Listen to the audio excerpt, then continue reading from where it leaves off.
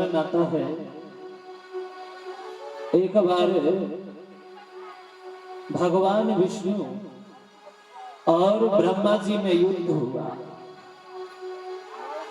महाराज पुरा कदाचित् योगी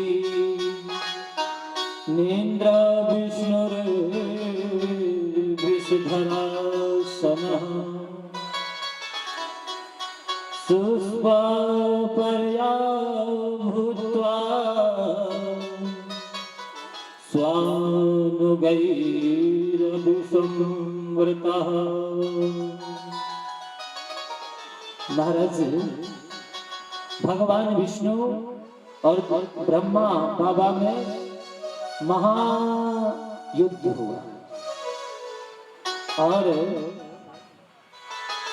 महाराज वत्स विष्णुर्महामान मागतं कलबे गतः पितामहश्च जगतः पाता च तव वत्सकः। महाराज दोनों में बड़ा विशाल महान युद्ध प्रारंभ हो गया।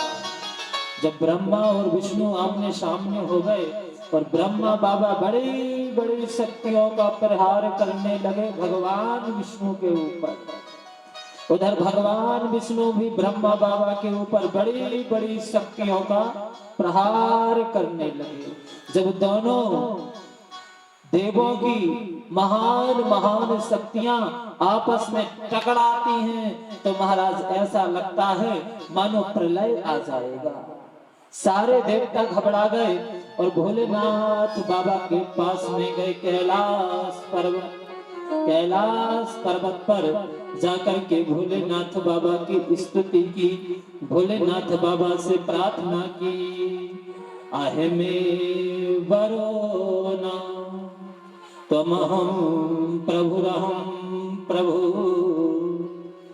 परस्परं हन्तु कामो चक्रतो समरुद्यमम्। महाराज भोलेनाथ बाबा को कहा, बाबा दोनों ब्रह्मा और विष्णु बाबा में महान युद्ध हो रहा है। बाबा दोनों देवताओं की जब आपस में शक्तियां टकराती हैं तो ऐसा प्रतीत होता है मानो प्रलय का समय आ गया है। बाबा रक्षा करो। भोलेनाथ बाबा ने अपने मुख्य गणों को भेजा, नंदीश्वर आदि गणों को भेजा, कहा जाओ इन दोनों देवताओं को रोको, कहो भैया युद्ध मत करो, लड़ाई झगड़ा करने में कोई फायदा नहीं होता, नुकसान ही होता है। प्रेम से कहिए हर हर महादेव। आप लोगों की तो आवाज ही नहीं आ रही है, थोड़ा जोर से बोले हर हर हर हर।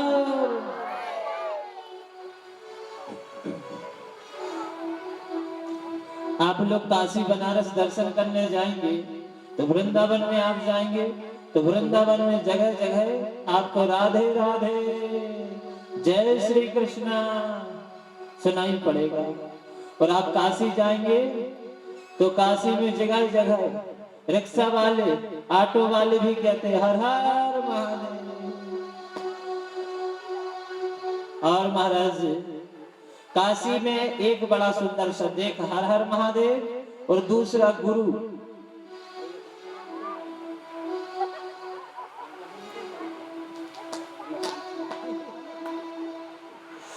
दूसरा शब्द काशी में आप लोग जाएंगे तो गुरु, गुरु शब्द भी एक दूसरे को गुरु बोलते हैं। उधर चेला कोई नहीं है, सब गुरु। एक चाय की दुकान पे मैं बैठा तो एक सज्जन आए, वो चाय वाले भैया से क्या कहते हैं, गुरु जरा एक चाय देना। तो चाय वाले को भी गुरु कहते हैं। और एक बार जूता में पॉलिश करवाने एक भैया आए तो मैं भी वहीं खड़ा था तो जो जूता में पालिश करते हैं, सामने कुछ नकली टाइप का रखते हैं, उस पर पैर रखते हैं और पालिश करते हैं। तो एक सज्जन आए तो उस नकली पर पैर रख करके क्या कहते हैं, जूता में पालिश करने वाले सज्जन से, ओ गुरु जरा फटाक से पालिश करो। तो महाराज बड़ा अद्भुत है काशी का दर्शन, कभी जाएंगे। और ऐसे एक बार काशी बनारस मणिकर्णिका घाट, काशी बनारस में कुछ घाट ऐसे हैं, जैसे प्रथम हुआ मणिकर्णिका घाट, दूसरा हुआ हरिश्चंद्र घाट। इन घाटों पर महाशमशान कहा गया है। इन घाटों पर 24 घंटे चिता जलती रहती है, और 24 घंटे। और अगर किसी कारणवश चिता महाराज किसी की मिट्टी नहीं आ पाती है, तो वहां के जो कार्यकर्ता होते वो क्या करते हैं महाराज, जिस प्रकार अंतिम संस्कार करते हैं ऐसे ही सब कुछ करके केवल लकड़ियों को जला देते हैं, पर वहां चिता 24 घंटे जलती रहती, जैसे अखंड ज्योति जलती रहती है मणिकर्णिका घाट पर।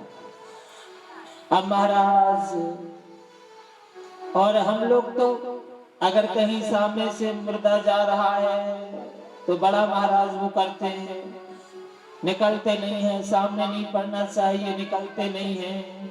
और अगर कोई ले जा रहे हैं और अगर उनसे थोड़ा सा टच हो गया, छू लिया, तो नहाते हैं, बड़ा मानते हैं। पर ऐसा काशी में कुछ नहीं है। काशी में कचौड़ी गली है, मणिकर्णिका घाट से होते हुए एक गली है, उसका नाम है कचौड़ी गली। और महाराज बड़ी सुंदर सुंदर गलियां हैं काशी में। खोबा गली, एक गली का नाम है खोबा गली, एक गली का नाम कचौड़ी गली। तो महाराज वहां पर नाश्ता वगैरह की दुकान है। तो महाराज मैं वहीं बगल में खड़ा था, अपनी पुस्तक लेने गया था, वहीं पर पुस्तकों की बड़े बड़े प्रेसों की दुकान है, बगल में नाश्ते की दुकान। तो एक सज्जन मुर्दे को लेकर के भैया लोग लेके जा रहे थे, मखाने आदि फेंकते हुए, राम राम सत्य है राम, और वो मखाने सबको लगते जा रहे हैं। और अब बगल में एक भैया भोजन वो नाश्ता कर रहे थे, तो उन्होंने मखाना फेंका, राम राम, वो मखाना मुर्दे को लगा और वो भैया के दोने में आके गिर गया। तो हमने कहा तो फेंक देंगे इसको, तो उनने फेंका नहीं। काशी के तो उनने क्या कहा, जो दुकान वाले सज्जन थे उनसे कहते, गुरु ला थोड़ा चटनी और दा। भोजपुरी भाषा में कहा थोड़ा चटनी और दीजिए। तो उसी मखाने के ऊपर से चटनी और डलवाई और बढ़िया मिला के पा लिया। इतने में किसी ने पूछा, हमारे साथ एक सज्जन थे, बोले आपने फेंका? अरे कहा गुरु ये महादेव जी का प्रसाद बा। तो कहते ये महादेव जी का प्रसाद है। बड़ी अद्भुत महिमा काशी को। ऐसे एक बार महाराज मुर्दे को लेके जा रहे थे, वो बड़े जोर जोर से चल के जा रहे थे। तो फिर पूछा, भैया आप इतनी जोर जोर से क्यों लेके जा रहे हैं? और आपने देखा होगा जब मुर्दे को लेके जाते हैं तो काशी में मैंने देखा बड़े जोर जोर से चलते हैं। तो किसी ने पूछा इतनी जोर जोर से क्यों चल रहे भैया? आराम से चल रहे, गर्मी में। तो जो लेके जा रहे थे मुर्दे को, उन्होंने क्या कहा, भैया ये 4 बार मर चुके हैं, जिनको लेके जा रहे हैं ये 4 बार मर चुके हैं, ये 5वीं बार है, इसीलिए जल्दी लेके जा रहे कि 5वीं बार फिर जिंदा ना हो जाए। बड़ा अद्भुत महिमा। और काशी में तो महाराज काशी के कण कण में महादेव जी विराजमान हैं। बड़ी अद्भुत महिमा है काशी की। आगे महाराज मैं निवेदन कर रहा था, तो महादेव जी ने अपने मुख्य गणों को भेजा, जाओ समझाओ कि लड़ाई झगड़ा नहीं करना चाहिए। महादेव जी की गणाए, महादेव जी की गणों ने समझाया, न भगवान विष्णु माने और ना ही ब्रह्मा बाबा माने। तो सारे देवताओं ने प्रार्थना की, सारे देवताओं की प्रार्थना पर भोलेनाथ बाबा पधारे। और जब भोलेनाथ बाबा ने भयानक युद्ध देखा तो भोलेनाथ बाबा ने क्या किया, ब्रह्मा और विष्णु दोनों के बीच में एक महान स्तंभ के रूप में प्रकट हो गए, स्तंभ के रूप में प्रकट हो गए।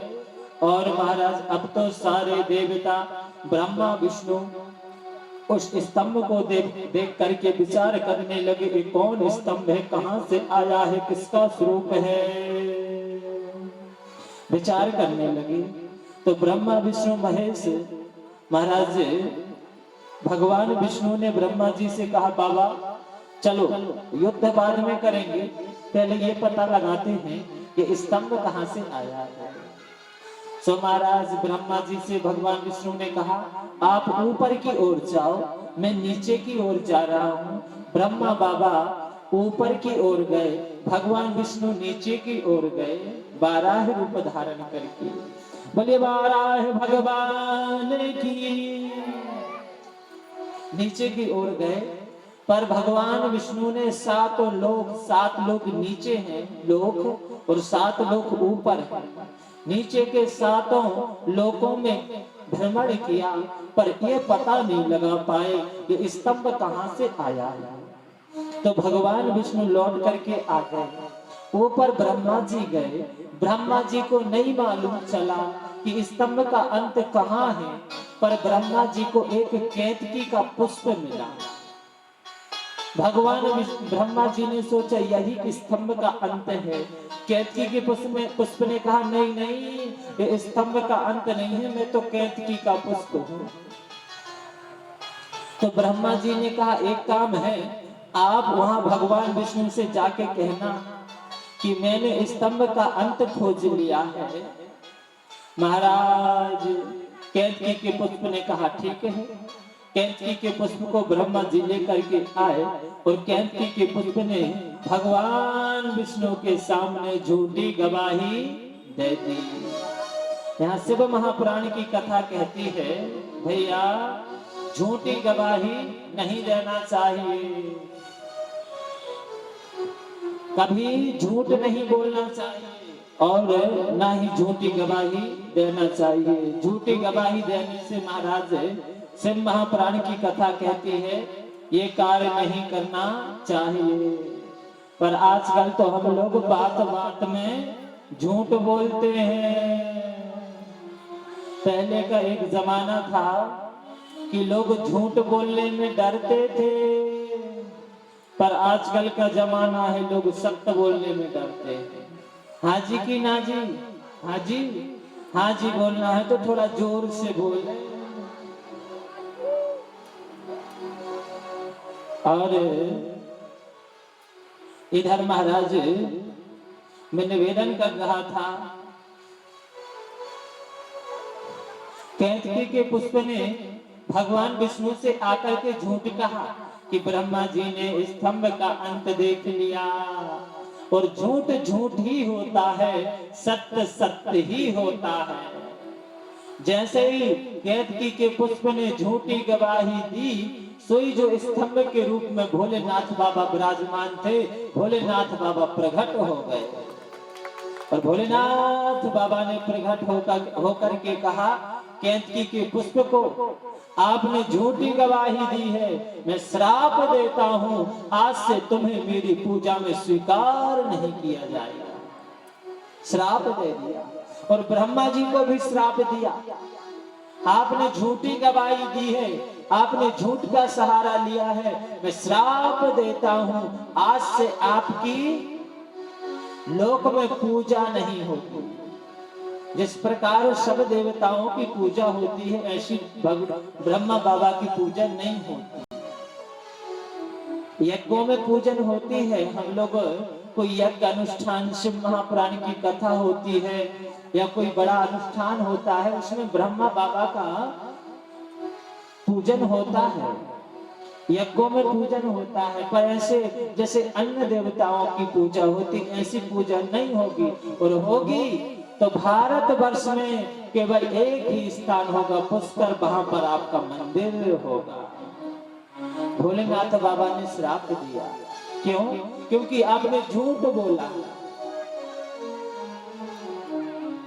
झूठ नहीं बोलना चाहिए, झूठी गवाही नहीं देना चाहिए। और गुरुजनों से सुनने को आता है, एक बार गौ माता ने भी झूठ बोला। गौ माँ जगत जननी है, जगदम्बा है, पर गौ माता से भी भूल हो गई। कथा आती है महाराज, गौ माता को सीता माँ का श्राप है। जब भगवान राघव वनवास के समय महाराज दशरथ जी ने शरीर छोड़ दिया, तो महाराज दशरथ जी ने शरीर छोड़ दिया और महाराज दशरथ किशोरी जी के पास गए, राम जी के पास गए और राम जी से जाके कहते हैं, बेटा तुम मेरे बड़े बेटे हो और जब तक तुम अपने हाथ से मुझे पिंडदान नहीं दोगे तब तक मेरा उद्धार नहीं होगा, मेरी आत्मा को शांति नहीं मिलेगी। बेटा तुम मुझे पिंडदान दो। राघव ने कहा, पिताजी अभी मेरे पास कुछ नहीं है, पिंड देने के लिए, पिंडदान करने के लिए तिल, जौ और आटा, विशेषकर आटा की आवश्यकता होती है। पिताजी मेरे पास आटा नहीं है। मैं पिताजी आप कल आना, मैं आटे की व्यवस्था करके रखूंगा, मैं आपको पिंडदान दूंगा। महाराज दशरथ जी आ गए। कल हुआ, महाराज दशरथ जी पहुंचे पुनः राघव के पास, तो राघव आटा लेने के लिए गए हुए थे, आटे की व्यवस्था बनाने के लिए गए हुए थे। इतने में सोई महाराज दशरथ का आगमन हो गया। किशोरी जी थी, बेटा बहू राम घर पर नहीं है, राम नहीं है, कोई बात नहीं है, बेटा तुम ही मुझे पिंडदान दो। सीता जी से कहा, माँ ने कहा, महाराज दशरथ के चरणों में प्रणाम करते हुए किशोरी श्री सीता जी ने कहा, प्रभु कुछ नहीं है, मैं किससे पिंडदान दूं? तो नदी के तट पर नदी की जो बालू थी किया, नदी के बालू के गोल गोल पिंड बना करके दान किया, बेटा यही दे दो। किशोरी जी ने बना करके एक पिंड नदी को प्रदान किया। गौ माता खड़ी थी, एक गौ माता को प्रदान किया। एक ब्राह्मण देवता थे, ब्राह्मण देवता को दिया और एक पिंड महाराज दशरथ जी को दिया, पिंड दान किया। और कुछ समय पश्चात जब महाराज दशरथ पिंड दान लेकर के चले गए, उसके थोड़ी देर बाद राम जी का आगमन हुआ। तो राम जी के हाथ में बढ़िया आटा देखा, आटा देखा गौ माता ने, ब्राह्मण देवता ने और नदी ने। तो आटा देख करके महाराज गौ माता के और ब्राह्मण देवता और नदी के मन में लोभ उत्पन्न हो गया। मुझे बालू का पिंडदान दिया, उसका क्या करेंगे? खा भी नहीं सकते, वो तो एक ही काम आएगी केवल अलग करने के काम, और बालू का क्या क्या काम? मगर महाराज राम जी के, राघव के पास में हाथ में आटा है, आटे का पिंडदान देंगे तो खाने के काम आएगा। सो महाराज राम जी ने किशोरी श्री सीता जी से पूछा, आपने पिंडदान कर दिया क्या? किशोरी जी ने कहा, हाँ हाँ पिताश्री आए थे, मुझसे बोल रहे थे, मैंने उनको पिंडदान कर दिया। महाराज किशोरी जी ने, राम जी ने कहा कर दिया। किशोरी जी ने कहा, प्रभु अगर आपको विश्वास नहीं है तो आप गौ माता से पूछ लो। आपको विश्वास नहीं है, आप ब्राह्मण देवता से पूछ लो। आपको विश्वास नहीं है तो नदी से पूछ लो। किशोरी जी ने गौ माता से कहा, माँ आप बताओ, मेरे पति देव से कहो मैंने पिंडदान किया है। महाराज गौ माता के मन में लोभ आया, गौ माता ने कह दिया नहीं किया। किशोरी जी उदास हो गई। माँ आप में तो संसार के सारे देवता वास करते हैं, माँ आप जगत जननी हो और आज अपनी बेटी को ही अपने मुख से आप बदनाम कर रही हैं। आप फिर ब्राह्मण देवता से पूछा तो ब्राह्मण देवता ने कहा, मन में थोड़ा सा लोभ आ गया, आटे का पुण्य मिलेगा। ब्राह्मण देवता ने भी कह दिया नहीं किया, पिंडदान नहीं दिया। नदी से पूछा, नदी ने भी कह दिया नहीं दिया।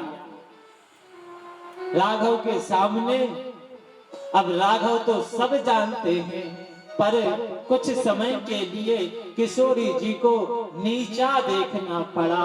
किशोरी जी ने श्राप दिया। किशोरी जी ने श्राप दिया। गौ माता से कहा, माँ आपने झूठी गवाही दी है, आपने झूठ का साथ दिया है। माँ मैं श्राप देती हूँ, आपका पूरा शरीर पवित्र होगा, आपके पूरे शरीर में सारे देवी देवता वास करेंगे, पर आपने जिस मुख से झूठ बोला है वो आपका मुख अपवित्र होगा। इसीलिए गौ माता का मुख, आप अपवित्र वस्तु का भी भक्षण करोगी, आपका मुख पवित्र नहीं होगा। इसलिए जब हम लोग गौ माता का दान करते हैं तो गौ माता की पूंछ की पूजन करते हैं। ब्राह्मण देवता गौ माता की पूंछ की पूजन कराते हैं और पूंछ पकड़ के ही गौ माता का दान किया जाता है। प्रेम से कहिए हर हर महादेव। और महाराज इसीलिए गौ माता, महाराज और आगे इधर महाराज, इधर भोलेनाथ बाबा ने ब्रह्मा जी को श्राप दिया, केतकी के पुष्प को श्राप दिया। और यहाँ शिव महाप्राण की हम सब जीवों को, संसारी जीवों को शिक्षा देती है कि झूठ नहीं बोलना चाहिए। झूठ बोलने से महाराज इधर सत्य का साथ देना चाहिए, झूठ का साथ नहीं देना चाहिए। इधर महाराज फिर दोनों देवताओं ने, ब्रह्मा बाबा ने, युद्ध शांत हो गया और ब्रह्मा बाबा ने और भगवान विष्णु ने महाराज सुंदर भोलेनाथ बाबा का पूजन किया। भोलेनाथ बाबा का पूजन किया, भोलेनाथ बाबा से प्रार्थना की और भोलेनाथ बाबा से प्रार्थना कर रहे हैं ब्रह्मा बाबा और भगवान विष्णु। आइए हम और आप भी प्रार्थना करते हैं। क्या कह रहे हैं? मेरे सिर पर रख